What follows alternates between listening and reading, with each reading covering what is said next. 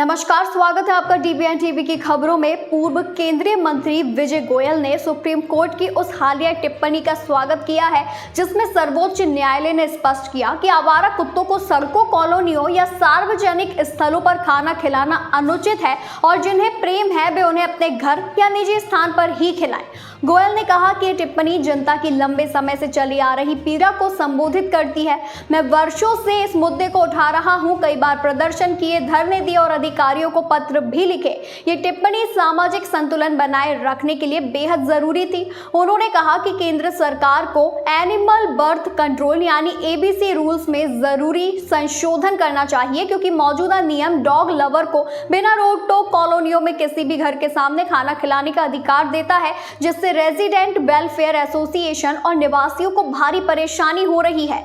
दिल्ली में ही हर रोज कुत्ते काटने के 2000 केस आ जाते हैं। RML अस्पताल में मरीजों की लाइनें लगी हैं, लोगों को इंजेक्शन तक मुहैया नहीं कराए गए हैं। सरकार इस पर विचार करे कि आवारा कुत्तों से कैसे निपटा जाए। आवारा कुत्तों की वजह से पर्यटन पर बहुत फर्क पड़ता है। पर्यटक इस देश में आने से डरते हैं। ये सिर्फ दिल्ली ही नहीं, देश के अन्य राज्यों की भी समस्या है।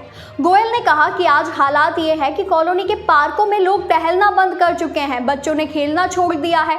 RWA और लोगों के बीच झगड़े हो रहे हैं। गोयल ने यह भी मांग की है कि राज्य सरकारें और नगर निकाय इस टिप्पणी का सख्ती से पालन सुनिश्चित करें। उन्होंने यह आरोप भी लगाया कि इससे पहले भी सुप्रीम कोर्ट और हाई कोर्ट ने निर्देश दे चुके हैं, लेकिन उनका पालन नहीं किया गया, जिससे आम नागरिकों का जीवन संकट में है। अंत में उन्होंने ये मांग दोहराई कि आवारा कुत्तों के काटने पर सरकार मुआवजा दे। ये एक सामाजिक न्याय का मुद्दा है और इससे लाखों लोग प्रभावित हो रहे हैं।